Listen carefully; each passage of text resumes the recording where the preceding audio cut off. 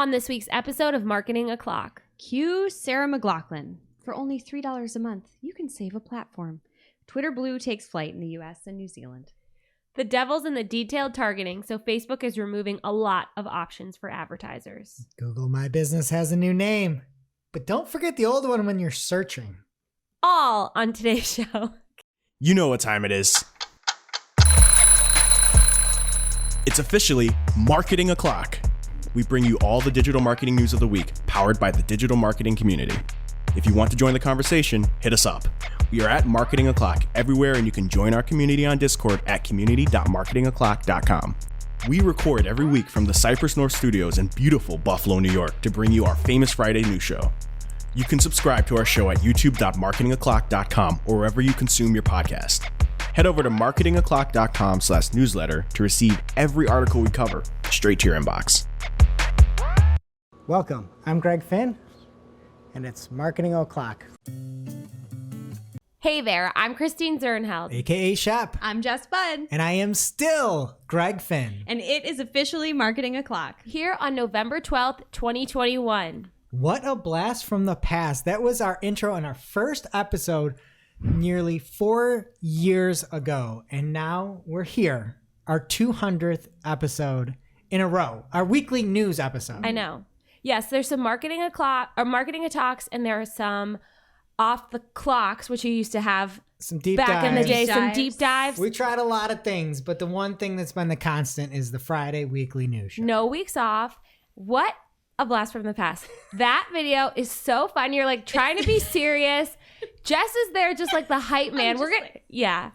It's so embarrassing, just nodding my head at Greg. I still do that pretty much. It's nice to be consistent. You were great. But look how far we've come. And it's 3 minutes long, you guys. And now we have the nerve to post this like hour and a half long episode that I'm sure we're posting today.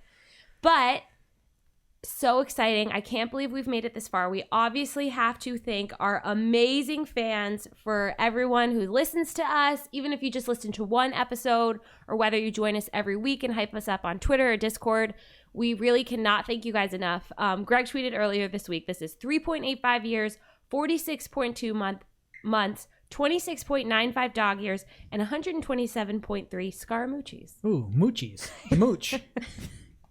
So we got some great responses. Mike Ryan at Mike Ryan Retail said, it's hard for me to rank these correctly, but congrats and thank you to Marketing O'Clock for your dedication. And also Scaramucci is my new favorite unit of time. So 2017, yet still somehow 2021.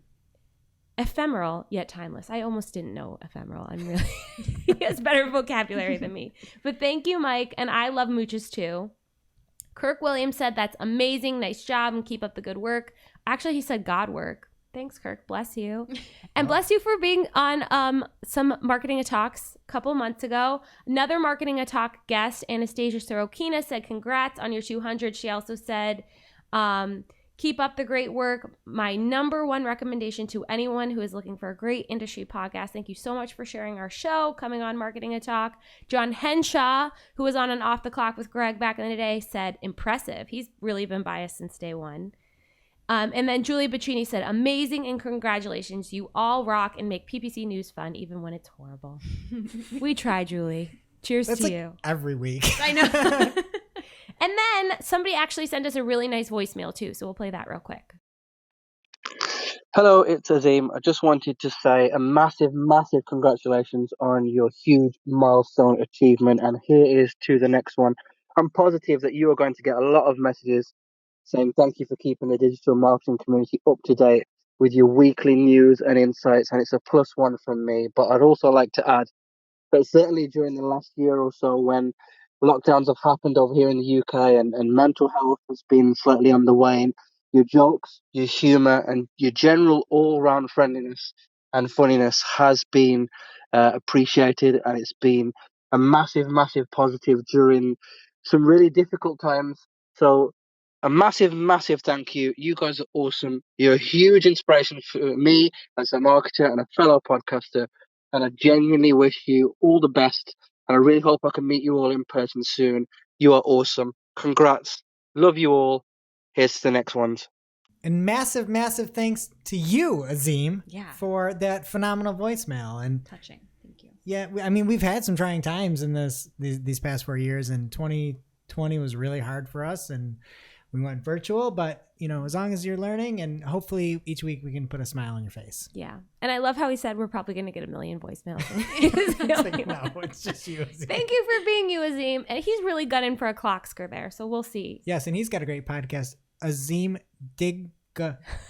Wow. On your Wow. favorite podcast player. Okay, digital. that was out of control. You just got to say it right for the people. I just want to make sure that I pronounce all the G's hard. Okay, we have a bunch of people to thank. We won't spend a lot of time on this, but we really wouldn't be here without our amazing support system, so we just want to run through some people. Jen Kate started the podcast with you guys back in the day. She's no longer with us, as Greg says. Yes, but she's still alive. She's still alive. She's just not here. Thank you so much, Jen. I hope you're still listening. Matt Mombre does so much for us every week, even just listening to the show, even when our virtual recordings were driving him nuts. He's always in here doing sound checks for us. He was there for every live recording back in the day when you guys did it without a net. Thank you, Matt. We can't thank you enough. Jill Fetcher is helping us grow the show, and now we got her to do her own podcast. Thank you so much, Jill. Contagious. We love you, Jill. We couldn't do anything without you. Our amazing design team, Sammy makes original artwork for every single show. Every single one. It's crazy. I know. And then we're going back and forth every week about what the story is. We got to explain marketing to Sammy. She didn't sign up for this. Thank you so much, Sammy. We could not do this without you. Jordan is always there for backup when Sammy's out, and she also helped us design our website. Thank you, Jordan. Fred helped us design our website from our Cypress North team. Brian did our original bumpers. He did not ask for that. Thank you, Brian. We've had amazing editors. Thank you, Katie. Thank you so much. Well, I just need to send another second on Katie. Stats and Information Czar. She was on the show for a little bit, too. Thank you, Katie. And she still listens to the show, too. Caleb is here every week. Thank you so much, Caleb. You add so much to the show. We love your crazy stories. You are such a great addition to the team. Everyone who has jumped on a Marketing a Talk or an Off the Clock over the years, we have had the most amazing guests, met the most amazing people. We want to thank Mark especially for being a co-host with us through these years. He really helped the show. We love laughing with you. We miss you so much. Search Engine Journal. Big thank you to Mark. Yes. For that. He really stepped up and was the lead when we needed it the most. Yes. So extra special thanks there. And then, Search Engine Journal. They believed in us when nobody else did for the little stint we were over on the Search Engine Journal network before it expired. Yeah. And even, I forgot, like Sarah and Cole jumped on episodes back in the day. Jen was on some episodes. Some of the originals. Mm-hmm. So we have amazing. I'd like to thank the tap dancers who used to perform above the old studio. And, I'd like to thank Derek, who's working on our new beautiful studio downstairs as we speak. I hope you guys can hear his tools. So you don't hear that bus That going bus. by. Yeah. every I'd like time. to thank that bus driver. And thank you, Greg and Jess, so much for starting the show 3 years ago. It has been such a joy to be a part of it. Thank you for keeping up the amazing work over the years, especially while I was out. I love being a part of this, and I really appreciate you bringing me on. And thank you, Shep. I was going to say, you Jeez. left a really important person off that list. Yeah, you bring all the fun to the show. I just rant and rave, so really appreciate it. You keep us together. Thank you. And just to reiterate, we have the most amazing community of listeners, and we would not do this if you guys weren't listening and giving us such great feedback. So thank you for sharing the show. Thank you for listening to the show. Thank you for being in Discord. Thank you for being you. We cannot thank you enough. Yeah, we literally almost canceled the show dozens and dozens of times. Almost Many all the times. This morning, we almost cut it off at 199. So big thank you to Power listeners. We have the best listeners in the world. We love you. And a couple things to address here. Apologies in advance. The plexiglass is here because I am suffering from acute daycareitis. The baby is in daycare, and we're all suffering in my house. And also, we have a special guest today. Caleb is out, which is why we're talking about him like he wasn't here. Good point.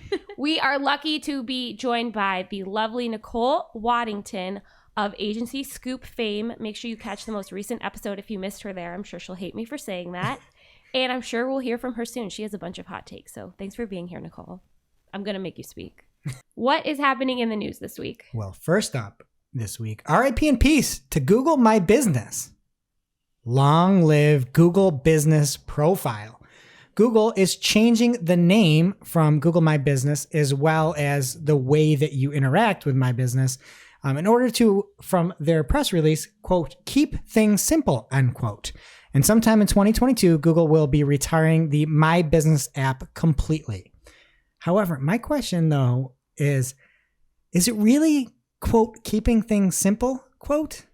Because Google is now saying that it prefers that businesses with single listings that formerly would be using Google My Business now will manage their business in search or maps and not in the old Google My Business console. Unless you're a larger business with multiple locations, because Google says that if you are one of those folks, you will be then using the previous iteration that's now going to be called Business Profile Manager. So if you're big, you then use that. And this is where I really hate it.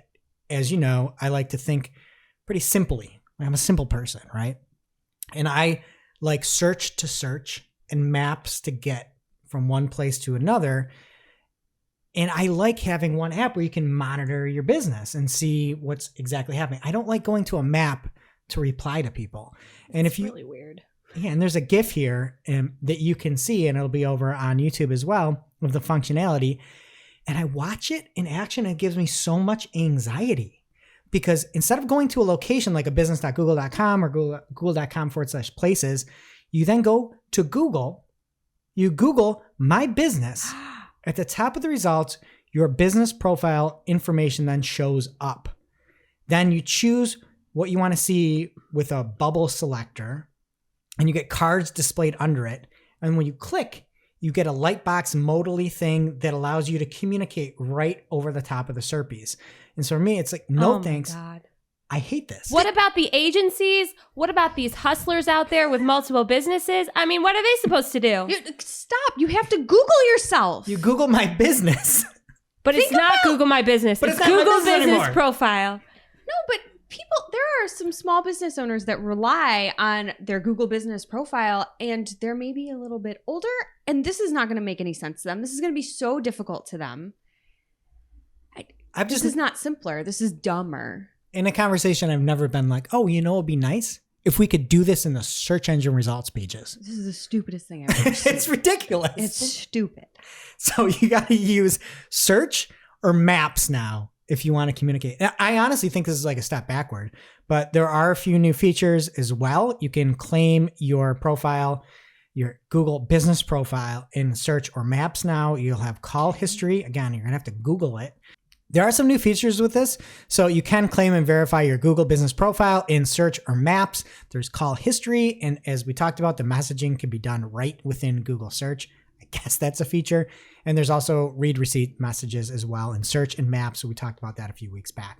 And David Mim, at David Mim, aka the Mimster on Twitter, he had a quote where he's, again, quoted Google and said, in 2020, we'll retire Google My Business app so small businesses can take advantage of the upgraded merchant experience on Google Maps and search. And he says, this seems like a major downgrade in experience, and B, an admission that the usage of the app was essentially nil. So I agree with David there.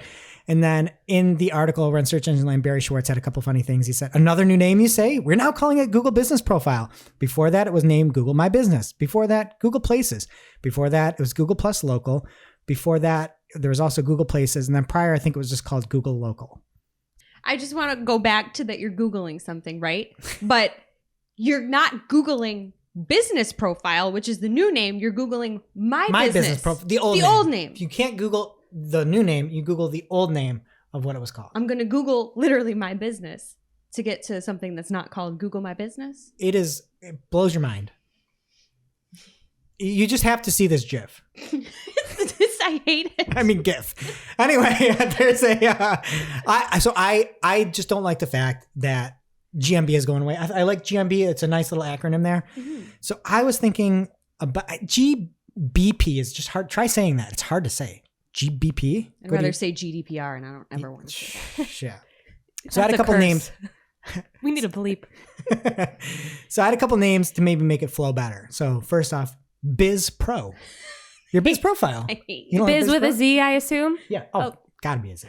Okay. All right. Next up, in finance, 100% is a basis point, aka a BIP. So what about a GBIP? A BP, basis point. No, thank you. No? GBIP? No. Go to your GBIP. What? You're gonna say go to your Google business profile by Googling my business. How are you somehow making it worse? Okay. What about Profi? I like that. Head over to Yep. Profi. Yep, your Profi and the Serpies. Okay, and then I'm always a fan of a good acronym. What if we did just call it the tool use reach demographics? That'd be good. I mean, maybe Shep's doing the math. either way, we'll pick one and polish it up. I'm really slow today. What do you got over there, Shep? Oh, God. Okay, so we have some big news from Meta for Business, everyone. Starting January 19, 2022, we will remove detailed targeting options that relate to topics people may perceive as sensitive, such as options referencing causes, organizations, or public figures that relate to health, race or ethnicity, political affiliation, religion, or sexual orientation. Examples include health causes, sexual orientation, religious practices and groups, political beliefs, social issues, causes, organizations, and figures. So it sounds like it's not all of the detailed targeting options. I cannot, for the life of me, find a list of everything, but it's things that relate to these categories. I found this article from a site called Gadgets 360 that says, quote, thousands. I don't know. That's a lot. Yeah, but it seems like we're going to have to wait for more info to see how this shakes out. But this whole blog from Meta for Business, they're really doubling down on trying to be heroes. And it's so annoying. Quote, some of our advertising partners have expressed concerns about these targeting options going away because of their ability to help generate positive societal change, while others understand that the decision to remove them. And then everything in here is it was a difficult decision with a heavy heart. It sounds like people celebrities getting divorced. You guys have got to read this. Literally, it says it was such a difficult decision every time. And I get it. I'm an advertiser. Obviously, this is going to be a really big problem for some people, but they're just making themselves sound bad because everything they say is blowing it up and trying to make them sound like heroes. Everything comes back to small businesses, nonprofits. We get it. They need help advertising, but the big companies do too. And there's some kind of memo across Meta that nobody can just say business. It always has to be small business. And this is what makes them look bad, that everyone thinks they sound so sketchy. It really makes me mad. And then tucked in at the bottom of this, users will also be able to opt out and see fewer ads related to politics, parenting, alcohol, and pets. Early next year, we will be giving people Get rid of these dogs. That's me. What? What? Is it, they're catering to Cruella de Vil? What's going on I don't here? understand. Well, Nicole needs one for kids. Oh, you don't like kids? Shep has one. Did you know that? I'm not the biggest fan of kids. We added her to the baby channel. And she just laughed. I kind of away. just profiled her. I was like, oh, you seem like someone who would want to be in our baby channel in Slack where we send pictures of babies. And she's like, actually, I'm not the biggest fan of babies. I muted the channel, but occasionally I check in. Yeah, fair. That's more engagement than we've gotten from some others around here that I will not name. So what you're saying is you hate our babies. We Pretty get it. much. From a distance. So early next year, they are giving people more control so you can opt out of content for gambling, weight loss, and other things. I think that's great if you ever want to opt out of an ad. It's better for the advertiser. Right. So you should be able to opt out of every category if you want to. But yeah, we don't know all the detailed demographic category or detailed targeting categories yet, but expect fewer options in the future. All right, well, if Twitter's got you feeling blue, we can make that official. The platform's subscription service, Twitter Blue, is now available in the US and New Zealand. We've talked a lot about it in the past on our show, so things have evolved. We've kept you up to date, but just in case you haven't been listening for the last 200 weeks, here's what you get for $2.99 US, and that's $4.49 down under. Whoa, they charge them more? Well, it's just the exchange rate. Oh. I'm no mathematician or finance guy. But what you get for your monthly fee is ad-free articles, news articles, which you've talked about before. This does not, FYI, circumvent paywalls, though. It's just the ads within articles that you have access to. And it doesn't mean an ad-free Twitter. So don't worry. You'll still see all the highly targeted, extremely relevant ads that are in your feed now. They're also including a top articles feature, Twitter Labs, which gives Blue users access to features that are currently being tested. They cited pinned conversations as one of those, so get real excited. Bookmark folders, and what Twitter communications so rudely called, quote, the closest thing you'll get to an edit button. They're so undo tweet. crass. It's rude. And we've all made fun of it. It's still not what people asked for, but The Verge coverage on this announcement had a screenshot of what it actually looks like. It is better than just deleting a tweet and tweeting again. It is not. It is. I have Twitter Blue and it sucks.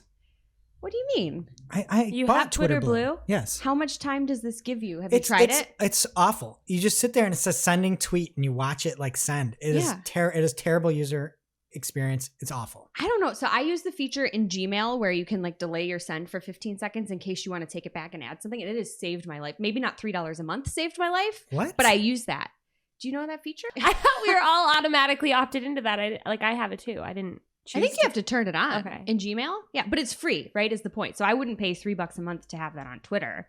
But I don't know. It's not as bad as I thought it was, but you don't care. You're impatient. You just want to send it. Greg? No, I mean, it's you write your tweet and then it just delays the tweet and gives you a second. Who would want that? Is 1 second. What is the wait time? I think you can set it to customize it. I didn't do it. I tried it once and it stinks. And then it is nice that you can get to some sites without ads. For example, you can go to Search Engine Journal and get the experience ad free, which is no heavy lift. So, but the biggest thing to me is if there's anybody out there that's like, oh, Twitter Blue is worth it, you should run. Never take advice from that person ever.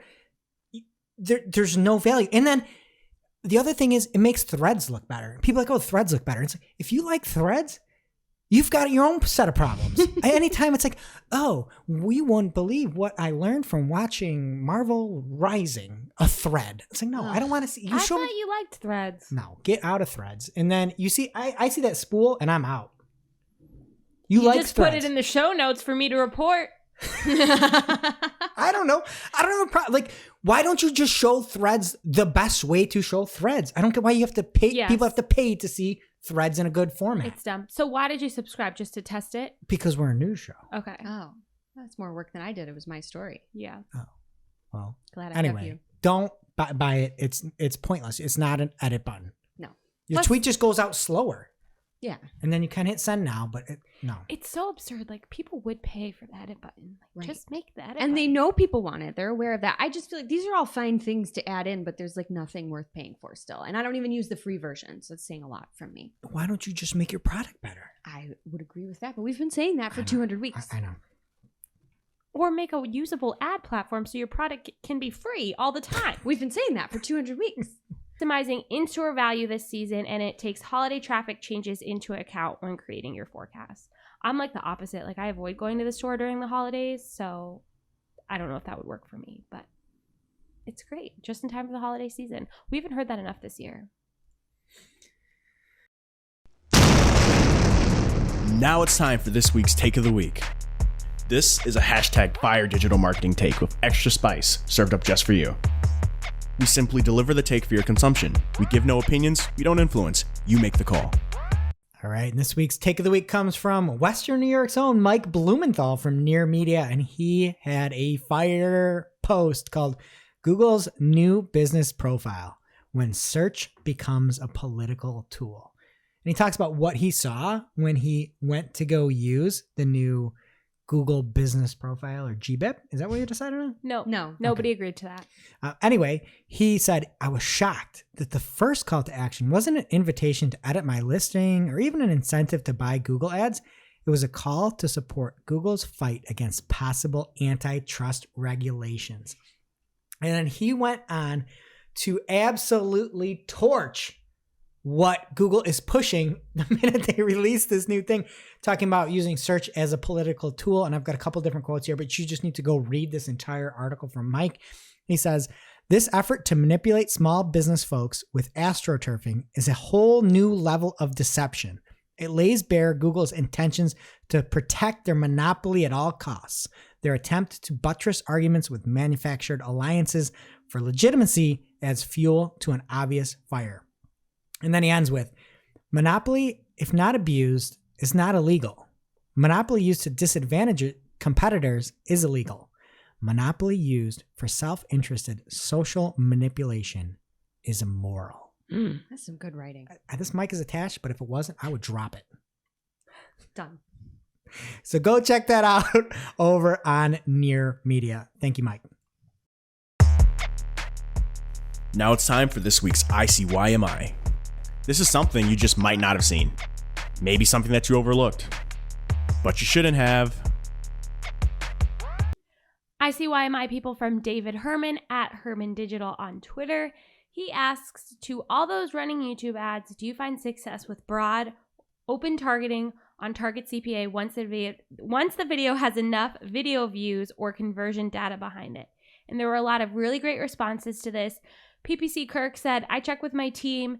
They said mostly no. The only way to make it work is if you have a lot of conversion history to draw from, and even then, they're not fans.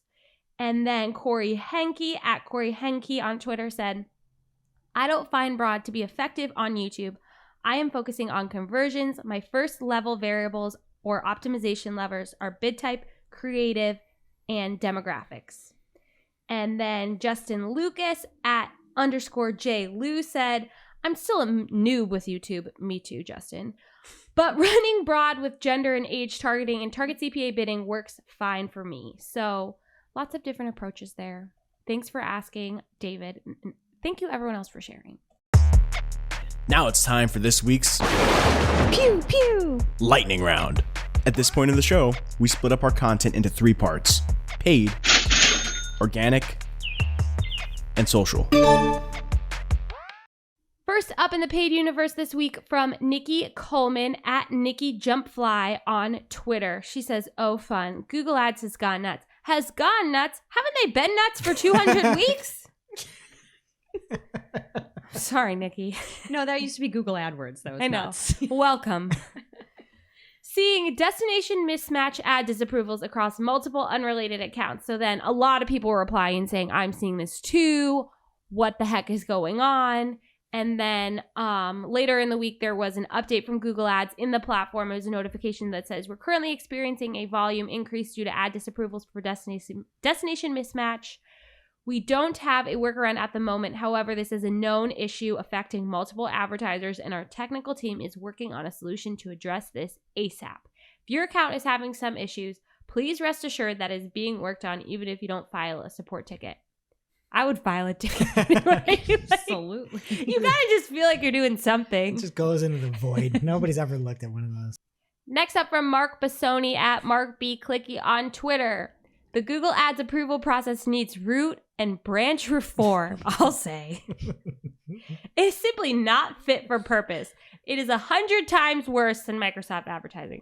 I don't know about that part. It needs to go even further. It needs to go to soil, like subterranean reform too. Like the root's not enough. I love like the fun language because it really is that bad. But I don't know about the Microsoft advertising comparison. I've had some woes lately, okay? I'm not happy with them either. I thought Tatiana fixed your entire mental health. No, she... I don't want to besmirch Tatiana. It wasn't her fault. She helped. I still like her more than a lot of other people there. Love you, Tatiana. Call me, literally. Please. Or email me. Advertisers, this is more from Mark, everyone. Sorry for putting words in your mouth earlier. Advertisers around the globe waste billions in productivity by constantly having to deal with never-ending nonsense disapprovals. More on that soon. Such a joke. That is so true, but it still made me sad. And next up from Microsoft Advertising, ever heard of them? Holiday gatherings are on the rise. So are clicks. See 10 ways to ornament your holiday shopping campaign. I bet you like that. I love it so much. What a gift. I don't think Tatiana wrote this. So they have 10 ways. I'll go through them really quick. Flyers, I'm rolling my eyes. Those are those flyer ad extensions. I don't know who's using those. Local inventory ads, product audiences, installment feed pricing. That's a cool thing I had never heard of for your shopping ads. Automated bidding, including maximize clicks. Actually, more on that later. That's why clicks are on the rise. And target ROAS. Improve time to go live. So they say, our shopping elves have been hard at work improving our offer processing systems to decrease those processing times by 40 to 60%. Just in time for the holidays, everyone. Number 8 is product negative keyword conflict reports. 9 and 10, they kind of cheated. It says improve product groups, grid, and reporting updates. They combined it. So not mentioned here. I don't know if you guys remember a few weeks ago, those syndicated decorations we talked about. If we're talking about ornamenting your ad campaigns, you're not going to talk about your automated decoration extension. Seems like an easy win to me. I think they looked at him and got embarrassed. I'm going to keep him off this list. Put him at number 11. They love. So then I was trying to look those things up because I forgot all about them. And I just looked up Microsoft advertising decorations. They use words like that a lot, like ornament, decorate, in the same sentence as performance advertising. It's just bizarre to me. Okay, everybody. Julie Bacchini has had enough. She tweeted this week, so the pandemic helped online coffee sales, but tell me more about how I should fully automate all my Google Ads campaigns based on this example. And then she links to a Think with Google article, and it starts, just before the COVID-19 pandemic, Nespresso embarked on automating 130 actively managed search campaigns to 20 fully automated campaigns. They talk about how that strategy just worked out so nicely for them. And then later it says, some forward-thinking advertisers are adopting automation across every aspect of their search advertising campaigns. Can I have a hot take here? I love it. This example that Julie has pulled from Google is a failure. If I were Nespresso, I would look at this and say, give me the 130 actively managed campaigns. Because if before COVID hit, I did all this change, and then COVID hit where literally nobody could go to a coffee shop, I only saw a sales increase of 13%. Yeah, I would say, not that much. What did you do?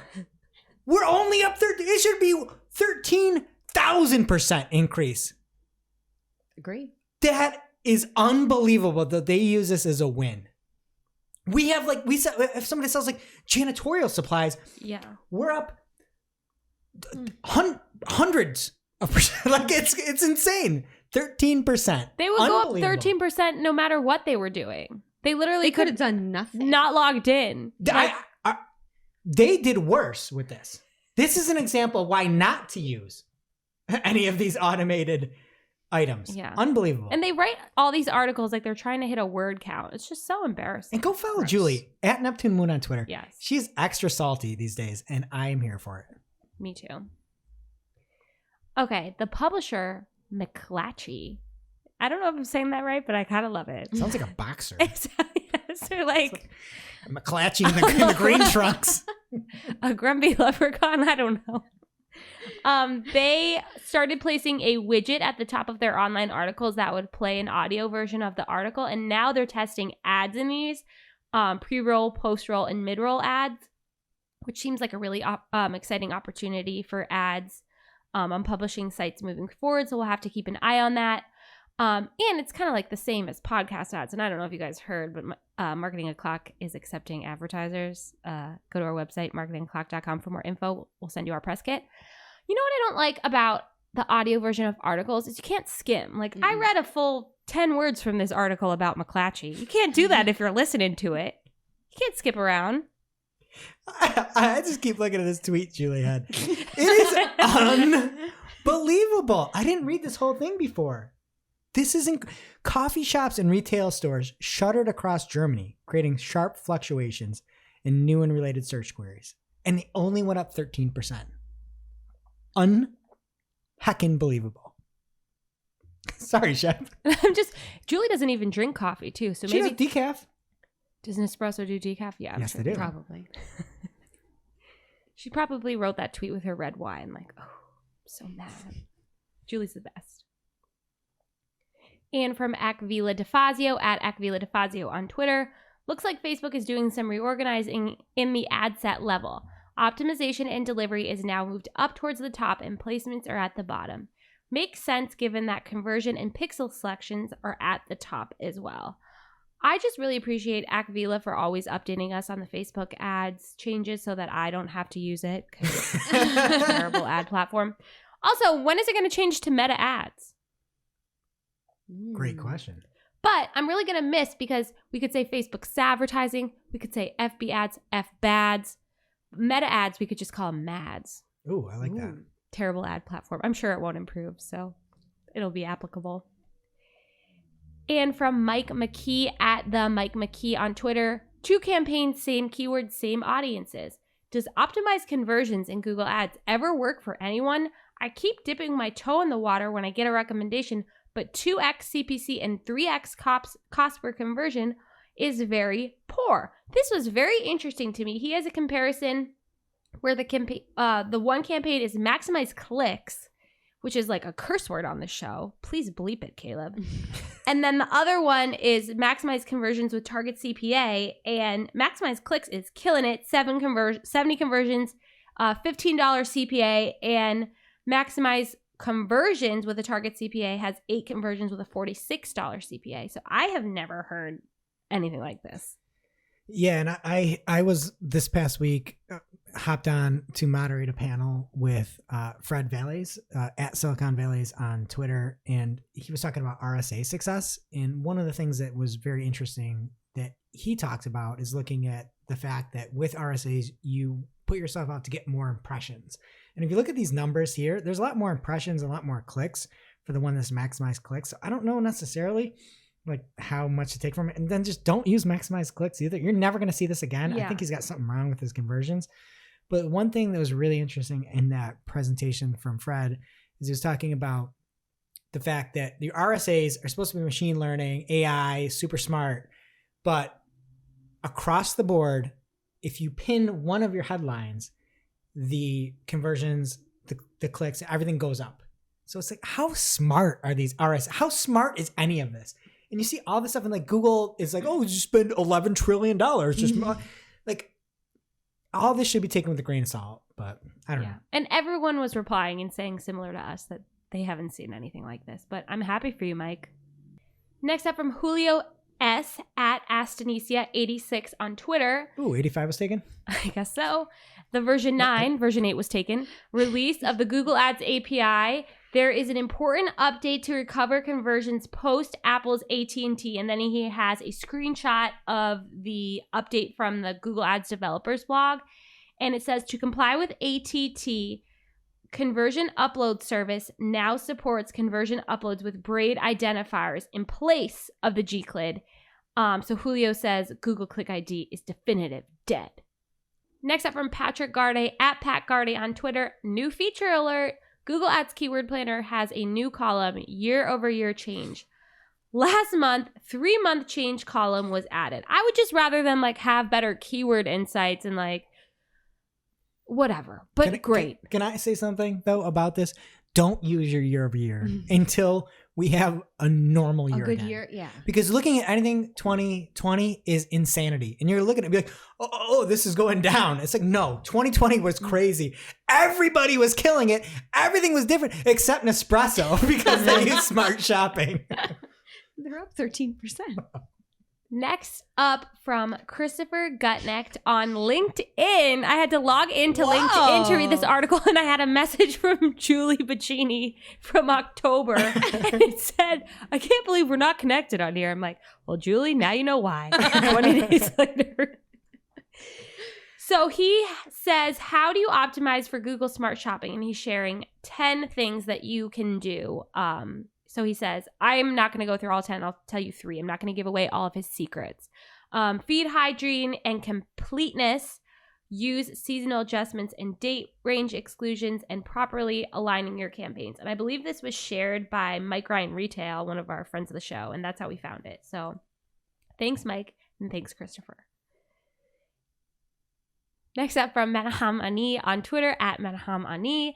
Interesting PPC chat. He got an email. It's kind of a humble brag, but whatever. He got an email that says, hello, congratulations. You're one of the lucky merchants who have been included in an exciting new pilot from the shopping team at Google. This pilot prominently displays your business's great Google ratings for users who visit your site on Chrome. I wish he would have identified the business for his own self-seeking purposes, because then the email went on to be like, the reason you're featured is because you have such glowing ratings. We love everything about you. And so, lucky you. You can check those ratings it's by probably Googling my business. It's probably his awesome agency, JXT Group. Probably, or a client. Either way, congratulations. And Menaham is leading us right into a little segment we have here this week. It might stick around, it might not. It's called Tales from Inside Your Accounts. So he has a tweet, Dear Google Ads, homeowners insurance is not property insurance. Seems, I'm just not surprised. And then it's just the disapprovals for things that you're really doing everything right. And then you got to tell people why they're seeing CBD ads when it's not allowed. And then you're getting disapprovals for things that you're not doing wrong. It's just so frustrating. This is why you need search query data. Yes. Why don't we have it? Somebody help. Okay. And next, here's a great one from Sean Ellie at SLE2134 on Twitter. The past 3 weeks, I have been hounded by our new account reps from Google to get me on the phone to discuss strategies. Strategies in quotes. Yes, aka automating accounts. These same account reps are then nowhere to be found when we are hit with asinine disapprovals that actually impact our accounts and tell me to contact Google support. But aren't you supposed to be in charge of helping account performance? I mean, really, why else do you have a rep? They're not your rep. They're somebody that just hits the send button. Salesperson. They don't look at anything. But I mean, if they make money, like sometimes the disapprovals, you can't spend money. You're wasting, and like we heard earlier, you're just wasting productivity hours. Like clients would be spending more money if these disapprovals weren't happening. Like figure it out and help us. It is so frustrating. Okay, next. Oh, and Sean, strike one. Oh yeah. And next from Robert Brady at Robert_Brady on Twitter. Dear Google Ads, I have a hard time trusting the machine learning when this is the kind of stuff I see it putting together for paying advertisers. And some other, and then he has examples for Disney Plus, who I hope knows what they're doing. And some other unfortunate advertisers. And these are just supposed to be RDAs. They've got the button there. They look absolutely terrible. There's no image pulling in. And it's just random a headline with no context. It says, Hydro Rower Machine, visit site. But yeah, there's and so much room too. This is where machine learning cannot process nuance. If you look at this example, there's a big story that says Vista Prints brands as Vista announces acquisition of deposit photos. There's a big sign of Vista, and then underneath it in a blue box is the ad that says visit site. And it's an ad for some Google ad out there. And somehow the algorithm decided, we can get more clicks if we just write visit site and we put it close to other things. And that long term is bad for advertisers and bad for Google ads. And it looks horrible. I hate that. Belongs in thanks. I hate it. And next up from Brogan at Firewall Digital on Twitter. Anyone ever come across dynamic Google Ads campaign that has pulled a competitor's brand name into the headline? That is just lovely. And I'm sure it's trademarked, but we get trademark infringements for saying fire in an ad. My pumpkin's on fire and so is my house. How is your pumpkin situation, Jess? So I'm glad to still be here, but I'm sad to report that after we recorded that day, I went home all excited to send you guys a picture of it still being lit, and it had finally burnt out. And now we have another great one from Pamela Lund at Pamela Lund on Twitter. LMAO, this product just got disapproved by Facebook for overly sexualized positioning and promoting the sale of animals. And if you're not on YouTube, gotta look at this. If you're not on YouTube, this is what I would consider the awkward picture pose, where it's just what looks to be a gentleman with some jeans, and the hands are awkwardly doing nothing. This should be disapproved because he's coming to haunt my dreams. He wants to hurt me. It's also a plain black shirt. There's nothing on it. Also, what is Facebook into? That's the over-sexualized position. What is going on? This guy must be an animal. It's like Zuckerberg. Whoa, it's too much. It does. What? It's him. We'll never know. The head's cut off. I hate this new game. How is this promoting the sale of animals? I'm trying to figure it out. Everyone's got to watch it. It's bizarre. And from Lauren Chassis at El Chassis on Twitter. So I have a brand, B2B, that sells balloons for events. And I created a site link. Oh, yeah, we've got balloons here, Lawrence. Check them out. I was just told they looked like an oil slick. I created a site link to pick your balloon colors. Google's automation disapproved this site link for sexually explicit content. I don't know what to say about that, but I bet Just Bud could turn it into sexually explicit content somehow. Do you want me to try? That sounds like a fun brand to work for too. Selling balloons. Were they latex balloons? You gotta blow them up. Okay, leave it to you guys. Okay. Challenge accepted. We're not going to make it to 201. And from PPC Greg on Twitter, he wants us to know that linked accounts got a makeover. It is now easier to search and select third-party integrations that you'd like to connect. So a little bit of good news. Now we're going to move on to Performance Max campaigns, if that's okay with you guys. Tales from PPC Reddit. So Performance Max campaigns on Google Ads is the name of this post from, I just love the name, so I've always got to read them. Superb Tax 8041. Get all your Google advice from Superb Tax. They're asking for advice. Oh. Okay. Superb wants to know, by the way, what's your PPC Reddit name if you're always looking them up? Superb Tax. I just made one. I think it's 8041. Greg Finn at CN, and I'm going to start mixing it up. How many G's in Greg? 5. Has anyone tried using these? What were the results compared to other campaign types? I gather it should work for larger clients utilizing all available assets. And then Macaroo said, yes, it is performing very well for 2 of my lead generation clients, but I'm suspicious it's canalizing brand search to prop up the results, which is what I've heard from everyone else. That was me, Christine, not Macaroo. Every time I try to add negative keywords, it fails. It's cheap enough. I'm not too concerned as it can be all brand, but reporting needs to be fixed. As it can't be all brand. I'm sorry, everyone. I told you I have acute dacaritis. But it needs to be fixed for sure. Should I do it again? Just let it happen.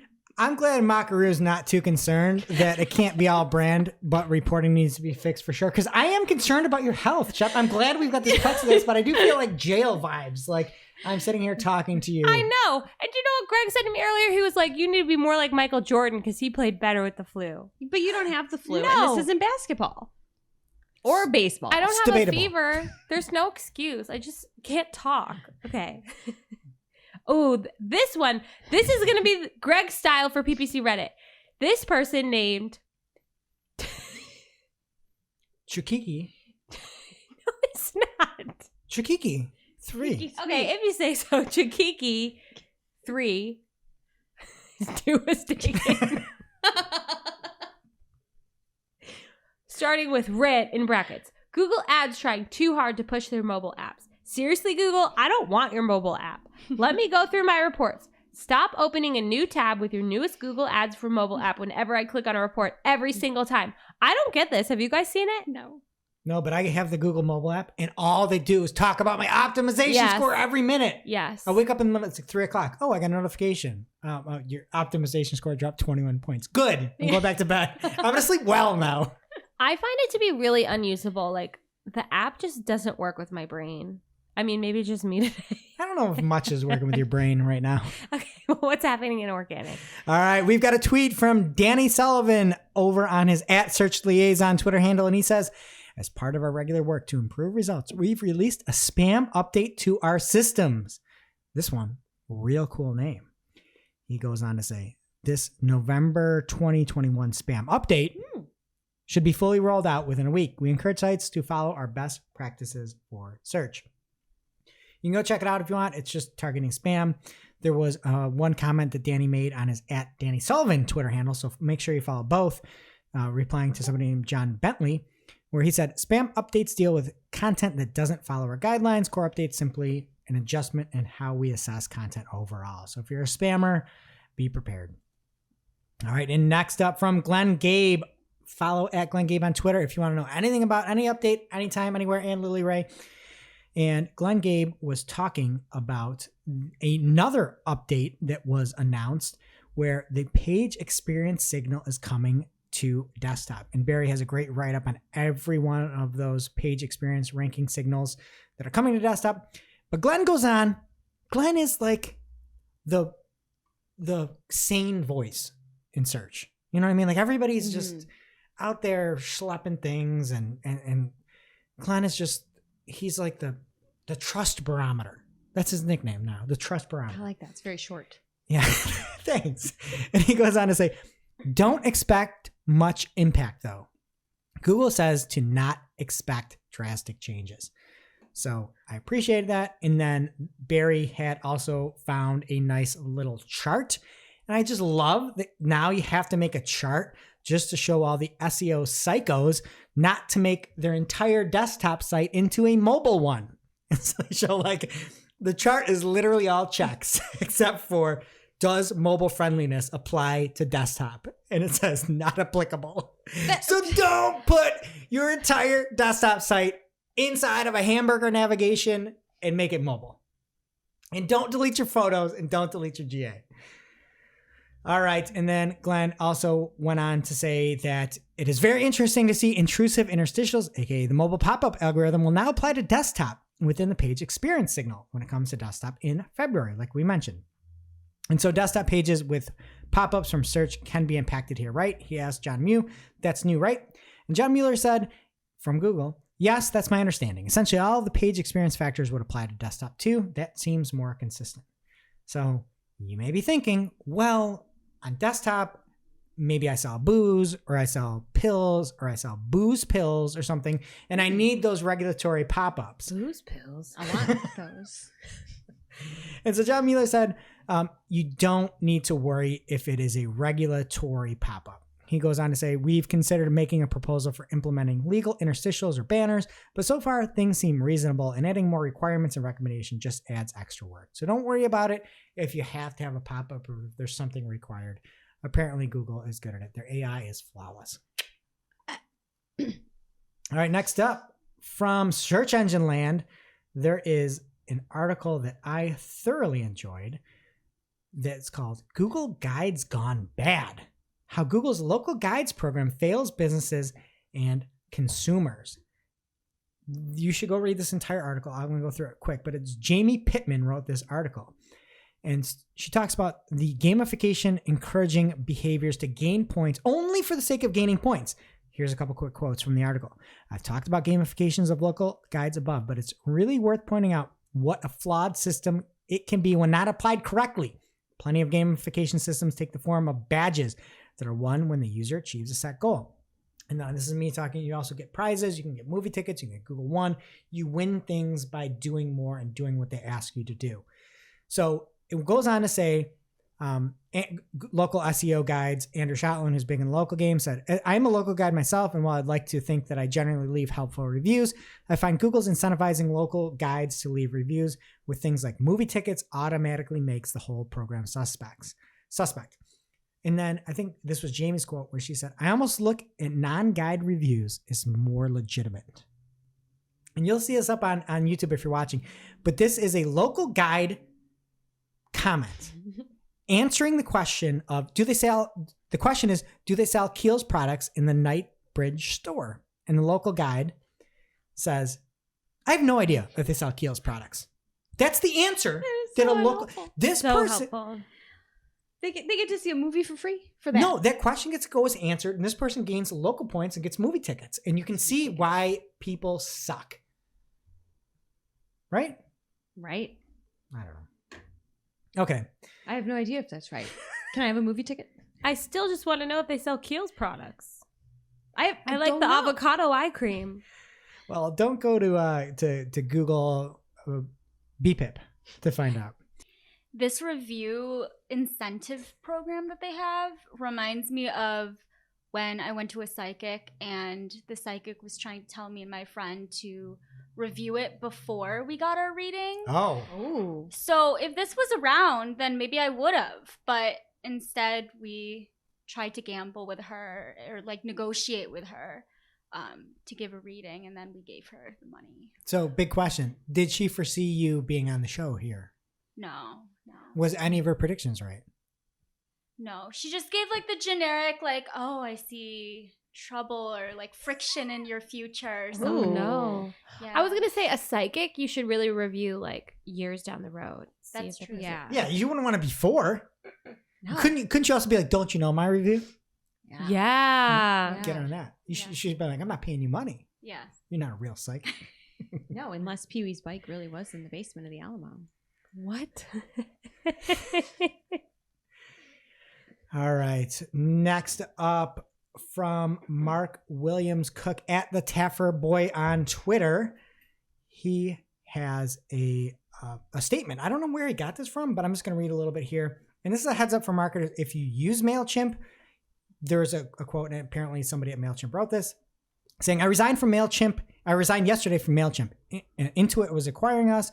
They said they would definitely not cut our pay, and they cut my pay. They cut lots of people's pay. No, we didn't. They'd claim, and they said, you must accept the new offers in 3 days. And the reason this is in here is this person goes on to say, I was a key part of the AI team at MailChimp. That's why when you said you were buying us, why hurt anyone, blah, blah, blah. But apparently a bunch of people got their pay cut or let go. So if you're using MailChimp and you don't see that innovation, whatever. If it's still there, maybe this is somebody not, but just kind of, get your spidey sense up there. Anyway, it's more like a bail chimp. Am I right? Is that a jail joke because of the plexiglass? No, like bailing on the company. Oh, that makes more sense. All right, next up from SEMrush, there's a case stating whether you should add pipes or dashes to your title. And take this with a grain of salt, but it came from Split Signal at Split Signal HQ on Twitter. And they took a look, and from what I could see, it was only a CTR look. So would this increase the click-through rate? About putting pipes versus dashes on your title tag, and they did it right after the product name before the company name. So it would be something like, latex balloons, pipe Target, or in changing it to latex balloons dash Target. And according to them, for this one specific client, so don't do this willy-nilly without testing. They said, we ran a test for 21 days and saw a 9% increase in clicks by going to the dash instead of the pipe. All right, next up from Brody Clark, a.k.a. the SEO Wonder Down Carrie Underwood. Whatever it is. Leave that Nobody in. knows where that started. Folks. We once had an article where the news person saying the article looked like Carrie Underwood, and she lived in Australia. I don't think it had anything to do with Brody Clark. Are you And saying now we call Brody Clark the Wonder from Down Under. Isn't he the only Aussie we know? All right, well, folks. We know Paper Mitch. Oh, sorry.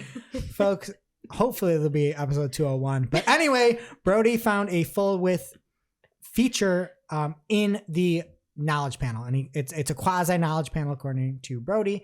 And it looks a lot like a feature snippet, but it takes up a ton of space. And he was searching for the capital of Victoria, and it was Melbourne, as they'd say, Melbourne. And there would be the text on the left and then images on the right, and it took up the entire top. So check it out if you want over on brodyclark.com/notes. And then Bing has some new shopping, and it's basically like categories and ways that you can navigate Bing shopping. And there's a departments tab, a stores tab, editor's pick, pets page.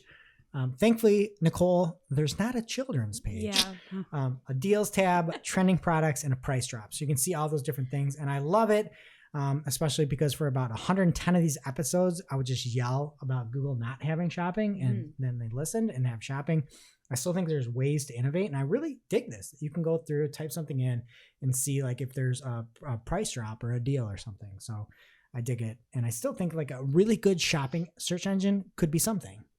But anyway, next up from TechCrunch, YouTube is looking to give its TikTok rival Shorts a competitive advantage. Narrator voice. It won't work. I forgot about Shorts. It's winter now. Nobody's shorting, okay? That guy at the bus stop earlier was Oh, definitely he wearing was? shorts. Yeah. So the company confirmed that it's expanding a recent global test that the default when you open your YouTube app will open directly into the Shorts Don't section. do No! it. Don't do it. They have no identity over there. They have the absolute best product with no identity. Nothing. And I'm not going to go off on it anymore. I've been whining about what the YouTube is doing for so long now. So fine, open me up in Shorts in Google, in YouTube. I just won't open YouTube anymore. If I have to see those shorts, I'm done. Nicole, you're the voice of the youth here. Do you use and enjoy YouTube Shorts? Not at all. Do you like any kind of short videos? TikTok.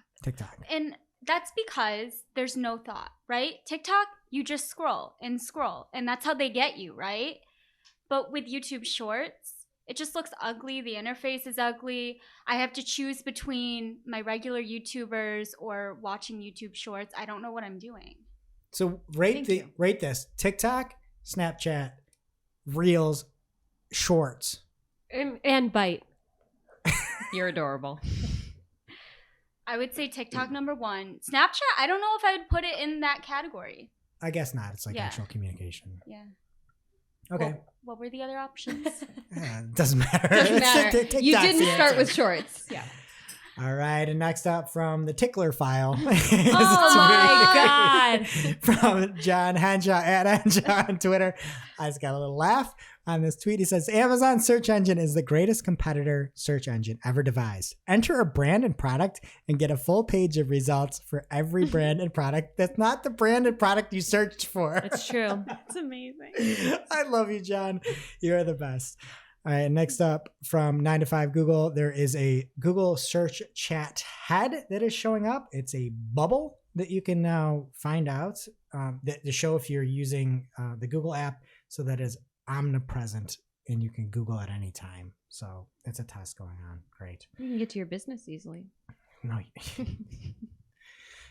Next up from Charles Farina at Charles Farina on Twitter. He got a note from Google Analytics that you should be putting Google Analytics 4 at the core of your measurement. And you might think I'm going to zig here, but I'm going to zag. You should be using all these different analytics packages. Now, don't delete UA or GA3 or whatever you want to call it, Universal, but put GA4 out there. There may be other incentives down the road for having it. It can't hurt to get it set up and get tracking your site. I understand it sucks now, but do it. If you need help, let us know. Sarah here can do it, but check out GA4. They're telling you this for a reason. All right. And keeping a Google Analytics here, there's updates to analytics user roles. There's now something, the manage users permission is retired, and now there's an administrator role. So just make sure you got that in a row. Also, there's developers. I don't know, it's like a word list that you can use and not use. Pretty cool. There's a ton of time that went into this. And there's things that like are maybe like socially not acceptable anymore. And then things that are just like kind of like fuzzy words that could be better words. I thought it was really cool to see them do this. The one thing I liked though, they said, don't reference holiday or the holidays. Like maybe tell that to your PR team. Yeah. You know, because they said, don't use it. Instead refer to the end of the year or refer to specific quarters and months. So whatever. I thought the What? holidays was the PC term. Not according to developers' nomenclature. You gonna tell my grandma that we have a Q4 party coming up? Invite the fam? Yeah, it's a late December party. No. All right. And from Get Credo, there's a 2021 digital marketing pricing guide that is out there. I saw a lot of people hating on this. It's like, why do people hate on these things? Somebody took the time to go out and try to put pricing guides together. People are saying the prices are low. I probably tend to agree, but it's great to get insight. And so thanks to Credo out there. And if instead of whining, go make something better. If more people just made something better instead of whining, the world would be such a better place. Be the change you wish to see. Yes. And in sad news, John Carcutt, a legendary SEO, has passed away unexpectedly due to a heart attack. And his wife, there's a GoFundMe set up for his wife. You can check it out over on Search Engine Roundtable. Barry's got a nice write-up, some sentiment from the community out there. And I believe I met John once or twice. Not really. There used to be a client, Advanced Digital, back in the 10-20 days. And there was a radio show that he co-hosted with Ross Dunn, SEO 101, that was going on for 12 years. So it makes us look like little spry chickens here. But anyway, check out that GoFundMe. And if you can, feel free to help out John's wife. And very sad news. Jess, what do you got in social?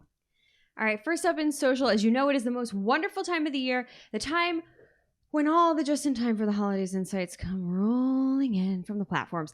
Pinterest is first here. They have updated their holiday marketing hub for 2021 with new resources and info for marketers. One important nugget that came maybe too late, according to the chart that they have, the shopping frenzy on Pinterest ramps up long before Cyber Monday when activity on the, quote, leading search engine really spikes. So if you're new to Pinterest, definitely check this hub out. There's creative inspiration, a handy campaign guide outlining what ad formats are best depending on your objective, but you're probably too late to prep for the holidays, again, according to this chart.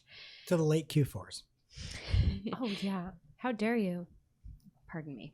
Well, TikTok has shared some insights as well and trends from their platform, including another timely nugget about Black Friday shopping. This is a quote. Last year, online retailers stretched the sale over several weeks, starting early and sustaining longer. Views of the hashtag Black Friday hashtag tripled in the second week of October, peaked by the day itself, and remained relatively high until just before Christmas. So, such a gift. You're too late. Next up from the Wall Street Journal, Facebook researchers, this is a quote, Facebook researchers have found that 1 in 8 of its users report engaging in compulsive use of social media that impacts their sleep, work, parenting, or relationships, end quote. So that's like when you're falling asleep and then you're just like scrolling. Just doing it. Yeah, and you're being a bad parent and a bad friend and all that. And if you're wondering what the math is on 1 in 8, that's about 360 million users. However, my hope is that folks just didn't have their Instagram accounts connected and that they were counted twice.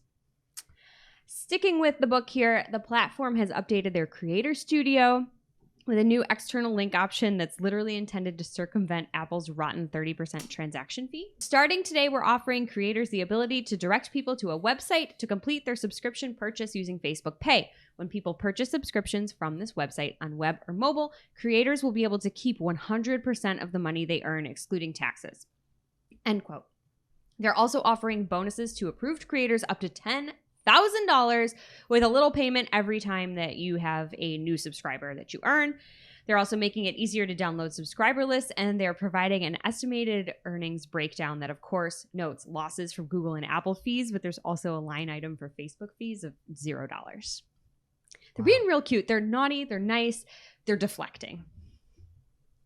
Next up from Mac rumors, WhatsApp has rolled out multi-device support to all users on iOS and Android, allowing WhatsApp to be used on up to 4 linked devices without needing to be connected via a smartphone.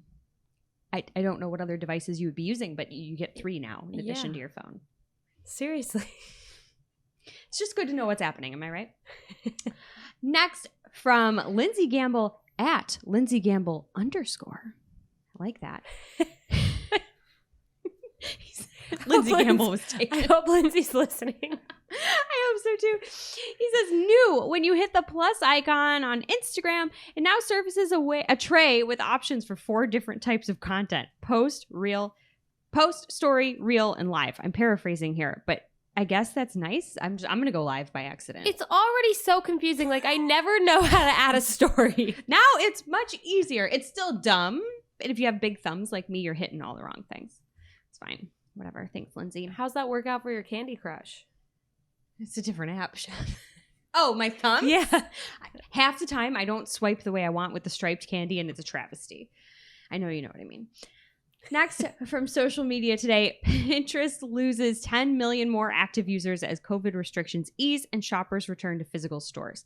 And that is according to the platform's latest performance report, which also noted, though, that revenue remained steady, so probably not a big deal. The platform isn't dying, and you may actually see better results, I think, from your efforts there because the posers are gone. Well, plus everyone was planning their wedding for 2 years, and then they finally got married. Right? Like, things are just shaking out. Like, don't divest in digital, don't uninvest. I don't know. Whatever. Congrats, newlyweds. Yeah.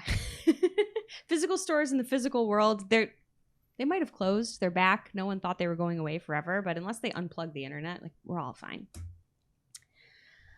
All right. Snapchat is continuing to advance its AR try-on tools, pointing to the next stage of online shopping. This is from Social Media Today, and according to the article, the digital overlays still look a little puffy. They're not perfectly aligned to users' proportions. So, Greg, I know you're going to love this. You're going to look so good. You're trying on all those shirts.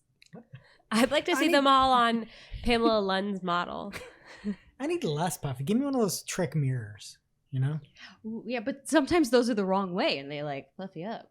I just think of Shep's Bitmoji when she's in the puffy coat because she's cold and her arms are stuck out like the Christmas story or the Q4 story. I think we moved into our office that we're in now a year ago this week. And when we first came in, Jill was so nice and she put this full length mirror in the ladies' room. And like the months went on and eventually I felt brave enough to be like, hey, am I the only one who looks like, 20 pounds heavier in this mirror? And it turned out it was everyone. It was what, concave, convex. It was like sticking out in the Is it middle. still in there? We like, what did we do? Did we tape it? Did someone nail it? It just wasn't attached straight. And when I finally said it, everyone was like, "Oh, thank God, it's not just me." We were all in there feeling really shallow, but And all I was thinking we looked pregnant. fat. Yeah, right. It's not helpful.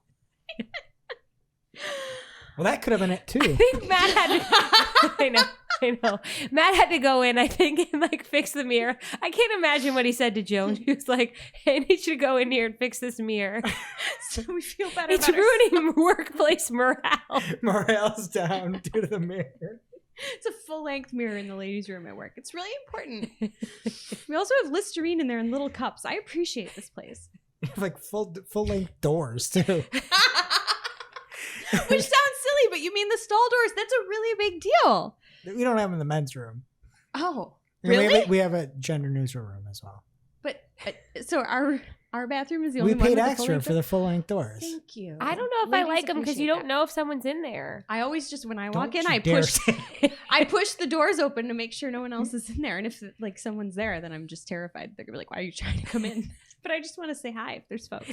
Anyway. Next up from Matt Navarra at Matt Navarra on Twitter. Instagram audio effects for Reels are now available for more users. And one of those effects is helium. And I was going to make a joke about these balloons because I thought they were coming deflated. But here they are.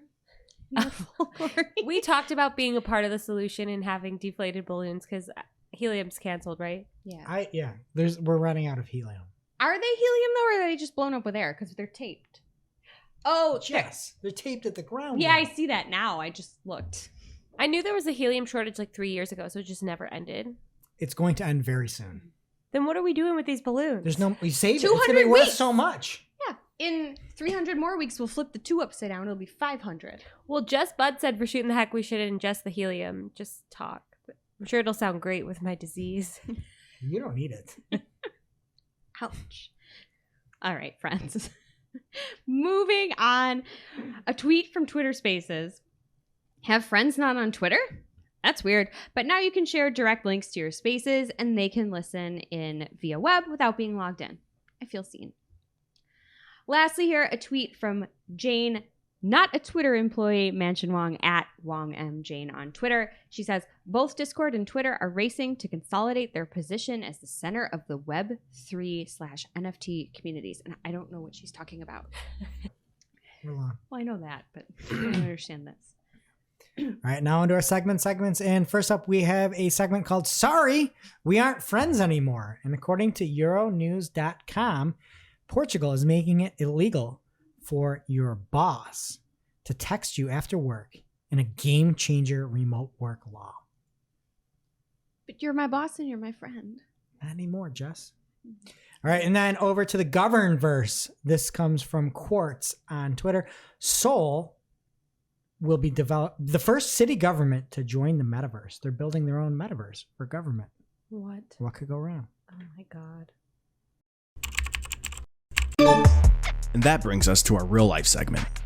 Straight out of our accounts and into your ear holes. It's time for working hard or hardly working. I really appreciate the Google Ads section in Google Analytics. First of all, because you can see conversions come in so much quicker. They have more search terms. And you can, I wish there was a column for CPA. There's not. I have to like do the math, but it's really nice for like day-to-day reporting to just pop in there. So don't sleep on that. And quick reminder here, if you're doing an experiment and trying to test something like max conversions or max conversion value, and you're running that experiment, it is taking half of the budget or whatever percentage you put down towards that. So if you do choose to accept it, you will accept it at the full rate, if that makes sense. So if you're testing out $500 spend in the experiment, $250 is going to be going to max conversions. And if you hit apply to that, it's going to change it from $250 to $500. And they don't tell you that. I know this. I tested it out, but just a heads up if you ever test that. If that makes sense. If not, at me on Twitter. So for me, I've been playing around with Lucidchart, which is a flowchart platform. There's tons of them out there. I've just been finding it really, really nice to visualize when you're talking through campaign strategy with clients. it's easy for us to communicate as marketers to each other. Like, yeah, we're going to do remarketing here after they hit this page and do whatever. But just writing it out for some folks, especially clients that don't do this day to day, is hard to understand. And we've been using flowcharts to present that. And the conversations have been going really, really well and things have been good. So if you're having trouble or just looking for a way to streamline conversations about a comprehensive ad strategy, consider a flowchart. It's been good for us. And now for this week's Cool tool. As a reminder, our Cool Tool segment is not an official endorsement or paid mention. We're simply sharing something we found in our travels that may be of use to our listeners. And is really, really cool. This week's cool tool is the Search Engine Spider Simulator from To The Web. You just pop in any URL and you can get a quick overview of things like the title and meta description, phrases that are repeated, as well as their frequency on the page, a list of all the headings broken down by H1s, H2s, H3s, etc., alt link text, links on the page, and so much more. And it's all in just one place. It's really, really handy. It's free to use. It runs quickly. It's just great for spot checking on the fly. So if you like it, be sure to bookmark. We will have a link in our newsletter and on Discord. So pick your poison. Check it out. And now it's time for our must-read marketing article of the week. An article so advanced, so in-depth, so detailed, we simply cannot cover it in its entirety on today's show. And this week's must-read marketing article of the week comes from Andrew Lolk, who I was very thankful to have on a panel this recent SMX Next. And if you can go get those videos, it's worth the weight in gold for what was included in that conference. But Andrew has a nice write-up of why Q4 2021 is different for e-commerce and what to do about it. Thanks for listening to this week's Marketing O'Clock. If you're looking for more information on today's topics, head over to marketingoclock.com/newsletter to receive every single article we covered. We share the news as it breaks in our Discord community. Head over to community.marketingoclock.com to join. And we'll see you next week. Welcome to this week's Shootin the Heck, where after our famous Friday news show, we don't talk about marketing anymore. We just Shoot the heck. I have a little game here just to go through like how long we've really been on the air. So I'm going to go through some major stories that were main stories on the show. I was usually the one who comes up with the title. Actually, Greg bails me out like half the time. But I'm sure you two don't remember what the titles were. So I'm just going to say the main thing, the main story, and you guys are going to flex your pun muscles and come up with a ridiculous title. Nicole is going to pick. I don't think either of you are going to remember. So it's not about remembering. She's just going to pick the best name, no. whether it matches the old one or not. I'm nervous. I am too. Okay, so the first story from August 9th, 2019, this is when Google Trips went away. Google what? Google Trips. And then it was being replaced with Google Maps for travel. Nobody talks about this. How do we decide who goes first? You're going first. Okay. Google Travel falls. Hello, Google Trips. All right, and here's mine. Bon voyage, Google Trips. See ya later. That's pretty good. On the fly? Nicole, who wins? It's way better than mine.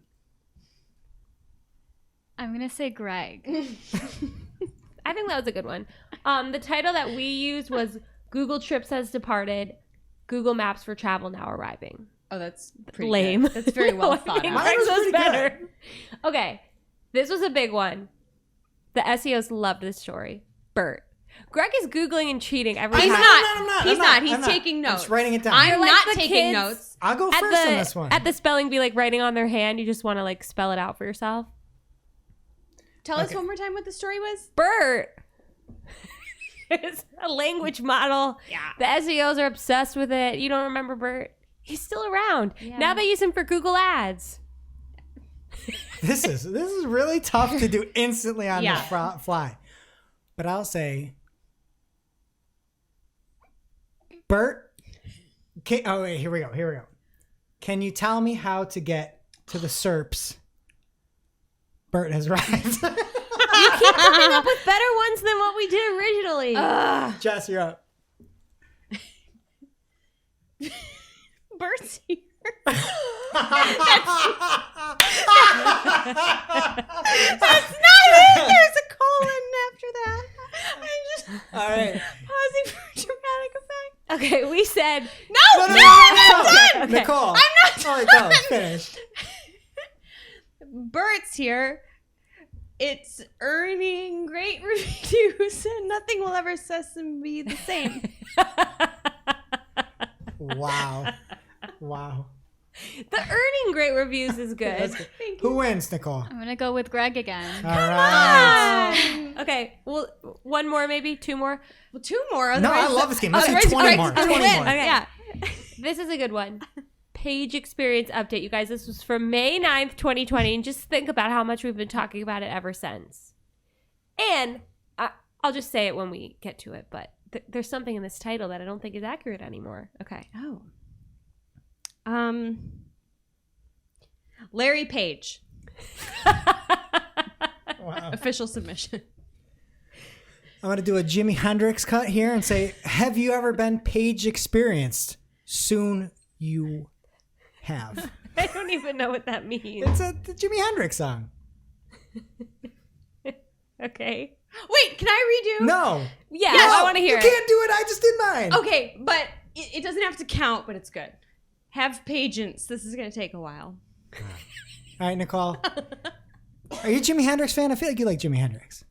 I don't really listen to him, but Okay.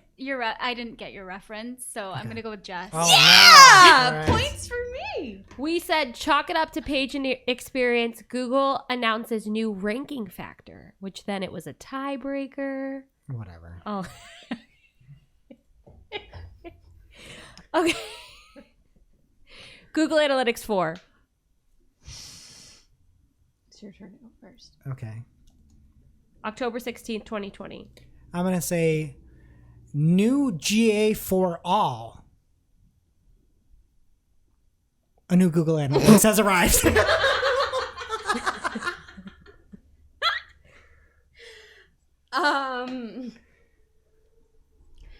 Data is universal, but not if you want to stick with what's cool. Upgrade now to GA4. Wow.